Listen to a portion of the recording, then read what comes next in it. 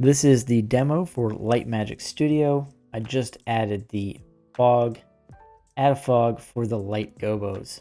So if you go to your rendered view, turn on your scene lights, turn on your scene world, then all you have to do is click add fog. And it's going to add that in at whatever intensity you want it to be. It'll start out at 0.05.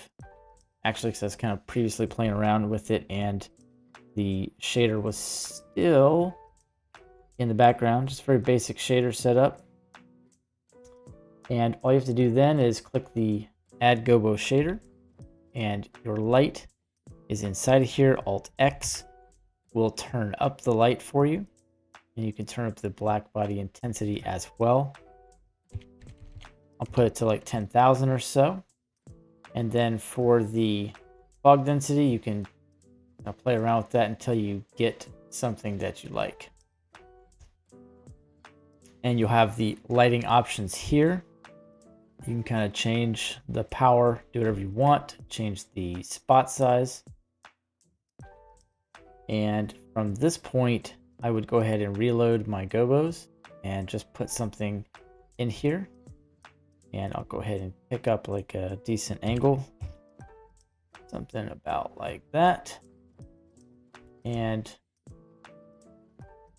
now I'm just going to point it down, and I don't actually have a mesh to project that on, so I'm going to go ahead and throw in a plane and get a little view what's going on here.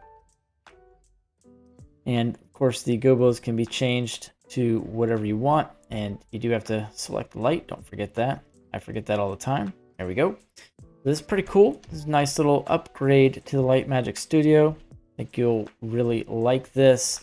I'll have this uploaded, and of course you'll have all of your scale values. You can kind of play around with how that looks. Don't forget you have pie menus here, and you actually have you just hit Y and you'll get tri lighting menu. You'll have a menu here as well. Go into edit and preferences. You can change the hotkeys for those. Shift K will give you grid lighting.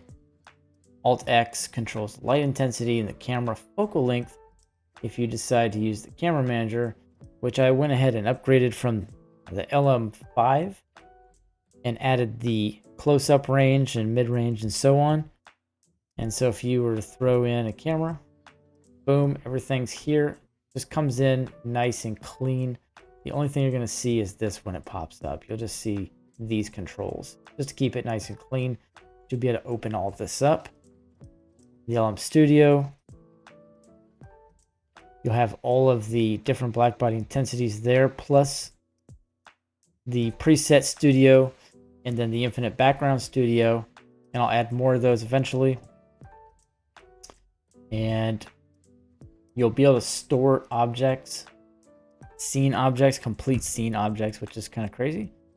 You can store like everything in the scene. And if I want to, say, scale this up, it seems maybe a little bit of work here, but you get used to it. Grab the light, change the light color. It's going to change the projection. And I will change the intensity as well. So it's like 3352. So you can kind of see what's going on. Now I'm going to add that again to the studio. And then if I go back and forth, not only will I get the different light intensities, I'll get the different color, I'll get the scale. It stores a number of different properties, so you can prototype an entire scene really easily. And also, if you ever want to just click on one of these, don't forget you can just pull in the preset black body intensities here. And you will have to go into the shader editor, to kind of play around with that and change anything. But with a light selected, and that be any light, you can go back to the LM6 tools, and you'll see the black body intensity for the selected light. So if I select this light, I'll be able to change this black body intensity as well. Yep, I didn't have the actual area light selected. I had to kind of drop that down, grab that area light, and this one's set to 7500, and boom, that's what pops up here. So it all works in tandem, very intuitive. You'll be able to select something, and then the individual property for that is going to show up. So I'm going to go ahead and delete everything in the scene. Delete all those collections. And we can go ahead and just add fog again. Add another light shader. Alt X, bring it up. Black body intensity. I'll do 20,000 this time. And then I can kind of bring this up, and it does kind of remember what you did previously sometimes, because Blender does store stuff in the background. Don't want to forget that. And then you can start changing the fog color as you see fit. Just add some nice effects to whatever scene you got going on. That look kind of nice. Just gonna rotate the light. Come here, light. Always good to have the grab a light feature, so you don't have to like try to go into your scene and find anything, because that's definitely a big pain. And the projection color can be different, as you can see, from the actual fog around it. It will kind of take over a little bit, but you can kind of play around with that. There's a lot of options in here, and I'm actually going to add quite a few more of the gobos in here so that we can, so you guys can have a lot of options.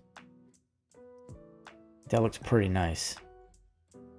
And then you can stretch this out, rotate it. You can change that projection any way you see fit. The location, I wouldn't really mess with that one. You can, if you wish. But it kind of brings it out, if you will. Brings it out of sync. The scale, however, definitely you kind of play around with that. Get like a bigger projection of whatever that pattern is. And it won't work on everything, but some things it'll actually look pretty nice on. You need to switch. It's going to automatically switch anything that's in the light for you. I'm going to change that to a nice light blue. I like the fog. I'm going to change the density factor just a touch. Alt X. I'm going to bring up that light intensity. Kind of play around with it. And I'm actually going to blur out my projection just a little bit, so that looks kind of nice. And then I'll play around with a couple different things here. Got some abstract patterns in there that kind of makes sense if you want them to be a little bit different. You can grab this light, just Shift D. I mean, it's really that simple. Just Shift D and just grab another one, and you can add another pattern. And make sure I've got this one selected, and I did Shift D that so it wasn't set to be as clear. You can overlap patterns, potentially bring one of these down and just kind of arrange it till it's where you want it. Change the colors and add some interesting effects.